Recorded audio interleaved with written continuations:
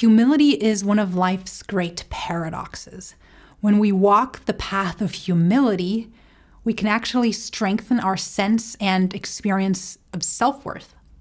Stay tuned to find out how that's possible. Hey everyone, and welcome to Becoming an Expert at Self-Leadership. If you don't know me, I'm Micah. I'm a psychologist, and I help people understand themselves better. Humility has a long-standing tradition. Socrates, for example, is said to have said that it's the greatest of all virtues. More recently, studies have shown that it's connected to generosity, happiness, empathy, gratitude, even academic performance, and that it has a positive effect on relationships. Humility is also one of those values, or in Socrates' language, virtues that is most misconstrued. Authentic humility is not about having a low opinion of oneself, about self-abnegation, self-loathing, shame, letting others walk all over you, becoming a pawn in an emotionally immature relationship system that only revolves around the other person. It's not about avoiding healthy conflict or boundaries. Humility is about the freedom, contentment, and inner peace that comes when we drop the struggle and stress of our ego, of our defenses, of our protective mechanisms that don't really serve us. When we then live from a place of natural, given, non-negotiable self-worth. It's the mindset of, I'm not perfect, and that's okay. That does not make me less worthy. I don't have it all under control, and that's okay. In contrast to that is the mindset of, I constantly need to prove myself. I need to prove my worth. I need to negotiate and fight for my worth. This mindset makes things that are a natural part of being human appear to be proof of not being as worthy. Vulnerability, suffering, mistakes, having limits, not knowing, uncertainty. Instead of making room for these things as natural aspects of life, we try to hide and cover up anything that we see as a sign of personal lack. And we try to prove to ourselves and others that we are worthy. We try to gain the basic worth that we're born with. This mindset turns every encounter into a bragging contest, every discussion into a battle that needs to be won. It makes us hyper-defensive and eager for attention and approval. It makes us pretentious and eager to be extraordinary, special, part of an elite group. From the perspective of the worth-negotiating mindset, humility is a threat because it cancels out everything that is supposedly used to gain worth. The problem with this mindset is that it leaves us in a state of chronic stress. We're constantly trying to prove something that can't be proven, trying to gain something that can't be gained on the outside. The experience that deep down, fundamentally, we're good enough and we're worthy. It's a life of constant struggle on the outside and despondency inside.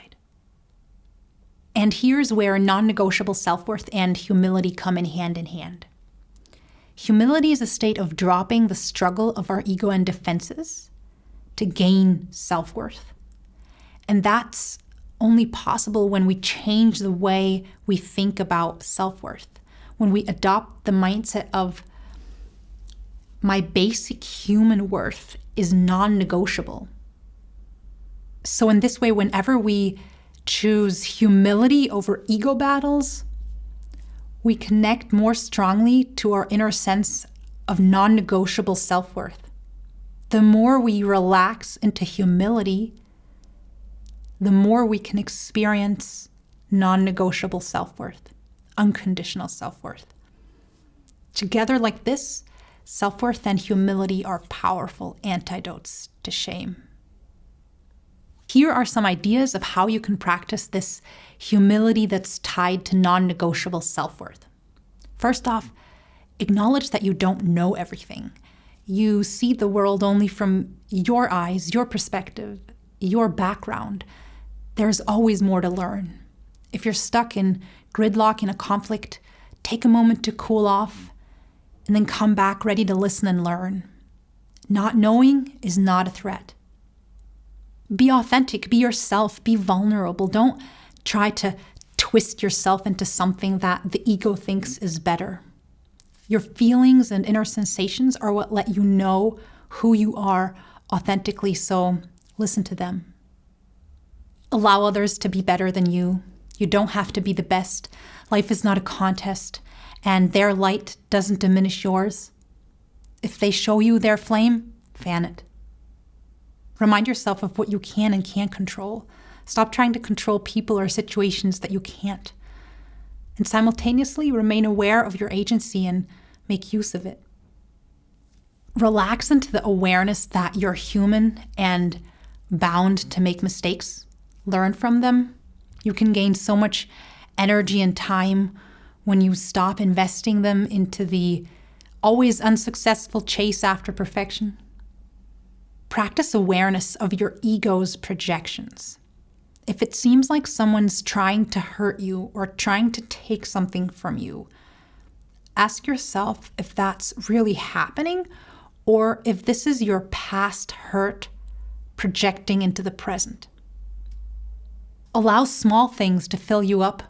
The ego wants to surround itself with grandeur so it can bask in its halo.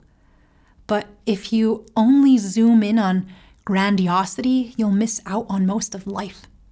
Most days are quietly non-extraordinary. Most progress is slow. Most people you interact with are not rich and famous. Every day we do so many things that are very unexceptional, like brushing our teeth or taking out the trash. Practice being fully present in and appreciative of ordinary, common, plain, small situations, moments, tasks, and interactions. Why would they need to be bigger, better, more extraordinary to deserve your attention? And if you can't be present during 95% of life, how can you expect to be present in the 5% of extraordinary moments? How monumental does a situation need to be to deserve your undivided attention? How much rank and status does someone need to have to deserve your respect? How quick does progress need to be to deserve your dedication? The more we can be present in the ordinary moments, the more fulfilled our life will be.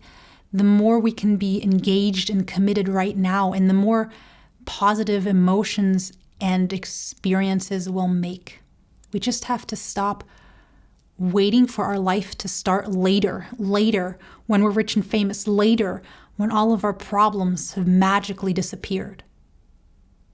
Humility is a strong sense of contentment with what is and who you are.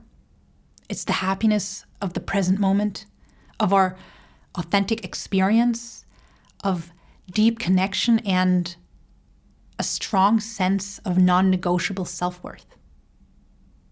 As always, thanks for being here. I hope there was something in this for you. If you'd like, remember to subscribe also to my weekly newsletter. The link is in the description box. Till next time, take care, and remember to check in with yourself from time to time and see what's driving you. And if it's the struggle for self-worth, experiment with dropping it and relaxing into humility and non-negotiable self-worth.